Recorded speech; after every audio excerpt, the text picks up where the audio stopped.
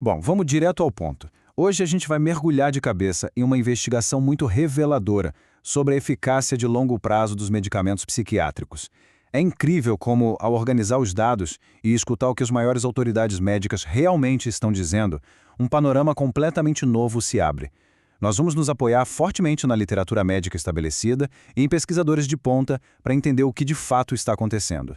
A grande pergunta que vai guiar a nossa análise de hoje é essa aqui. Quão eficazes os medicamentos são de verdade? E olha, para responder a isso, a gente não vai ficar no achismo. Como focamos nesta explicação do material, é crucial enfatizar que existem bases teóricas excelentes e muito robustas para tudo que será exposto aqui.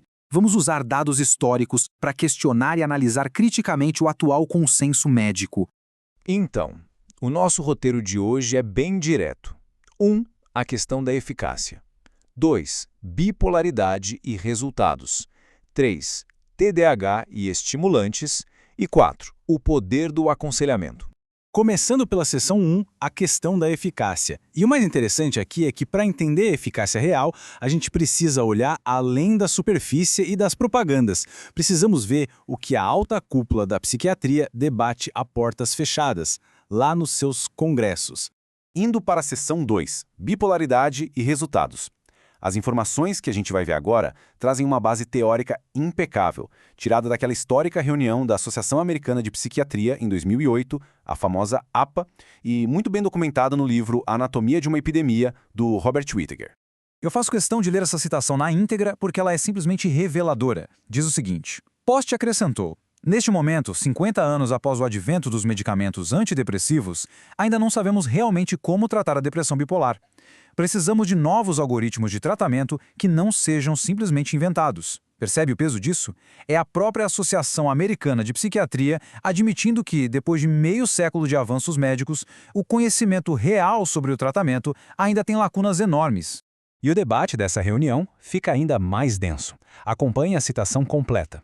30 anos antes, Guy Chouinard e Barry Jones haviam desconcertado essa classe profissional com seu discurso sobre a psicose por hipersensibilidade. E agora os psiquiatras eram instados a encarar o fato de que os resultados do transtorno bipolar eram piores hoje do que tinham sido 30 anos antes, e que os antidepressivos eram os prováveis culpados. Os estimulantes, ao que parecia, também podiam piorar o estado dos pacientes bipolares. É um baita de um choque constatar que os resultados modernos, em vez de melhorarem, são, na verdade, piores do que no passado. Isso culminou num momento de pura tensão no Congresso. Olha só, Guedes disse à plateia que a psiquiatria precisava adotar uma abordagem hipocrática no uso das drogas psiquiátricas, o que exigiria que parassem de receitá-los, a não ser que tivessem uma boa comprovação de que eles eram realmente benéficos a longo prazo. Diagnósticos não drogaria, disse ele. E a certa altura, vários integrantes da plateia, que ficando cada vez mais agitada com essa discussão, o vaiaram. Será possível que 50 mil psiquiatras estejam errados? Perguntou ele. Creio que a resposta é sim, provavelmente. Essa foi uma postura incrivelmente corajosa contra o status quo da época. Essa base teórica muito forte ganha ainda mais corpo com a psiquiatra britânica Joanna Moncrieff. Vou ler exatamente como ela escreveu. Entre aspas, os pacientes bipolares que eram tratados com lítio e depois paravam de tomar o medicamento acabavam pior do que se nunca houvessem feito nenhum tratamento medicamentoso. Isso levanta alertas gravíssimos sobre a dependência a longo prazo e os efeitos severos de abstinência dessas substâncias. Para colocar isso em perspectiva, os dados ilustram brilhantemente esse impacto na vida real. Na era pré-lítio, a literatura mostra que 85% dos pacientes voltavam ao trabalho ou ao seu papel na sociedade. Hoje, na era moderna, os dados apontam que menos da metade se encontra empregada ou funcionalmente recuperada. É uma queda brutal. O que nos traz a esse número alarmante, 1 em 40?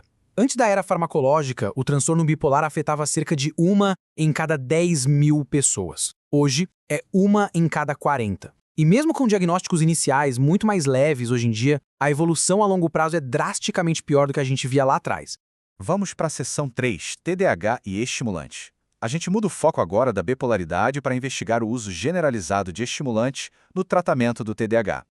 Fica claro que existe uma necessidade desesperada de encontrar novos caminhos, como uma bússola apontando para novos algoritmos de tratamento. Principalmente agora, à medida que a gente passa a examinar os efeitos colaterais das medicações para o TDAH nesta próxima leva de dados. Olha só esse compilado impressionante, e vou ler na íntegra para não perdermos nenhum detalhe da teoria. Sob o efeito da Ritalina, as crianças exibiam um aumento acentuado das brincadeiras solitárias relacionado com o medicamento e uma redução correspondente da iniciativa de interações sociais, anunciou Russell Barkley em 1978. Esse remédio, observou a psicóloga Nancy Fiedler, reduzia a curiosidade sobre o ambiente. Às vezes a criança perde o brilho, escreveu o Dr. Till Davey, um pediatra canadense, em 1989. Sob o efeito do medicamento, algumas parecem zumbis, assinalou o psicólogo James Swanson. O consenso entre todos esses diferentes profissionais sobre como o comportamento acaba ficando embotado é bem preocupante.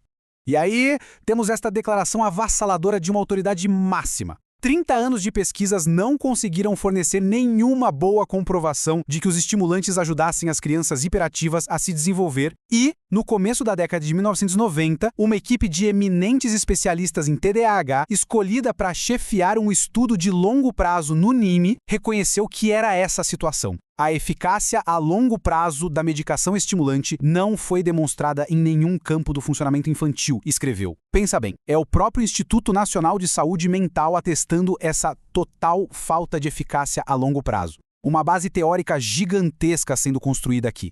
Os resultados de longo prazo revelam uma ironia que é quase trágica. Acompanhe o texto. Entre aspas, as crianças e adolescentes medicados viram seus sintomas nucleares de TDAH, impulsividade, desatenção e hiperatividade piorarem, pelo menos em comparação com os dos jovens não medicados.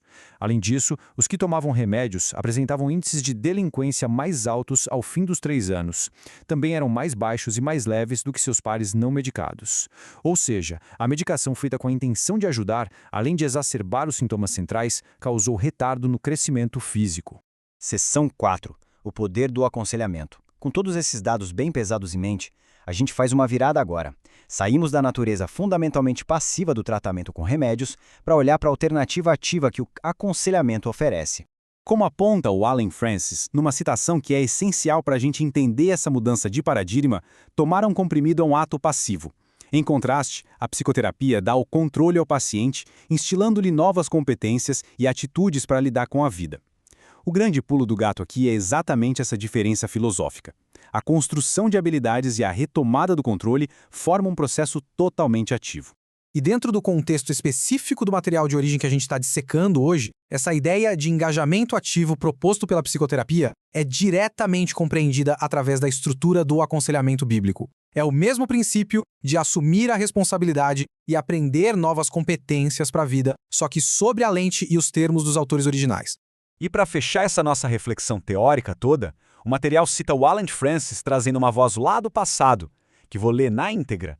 Thomas Sidanan devia ter em mente receitadores impulsivos quando afirmou: a chegada de um bom palhaço exerce uma influência mais benéfica sobre a saúde de uma cidade do que 20 asnos carregados de remédios.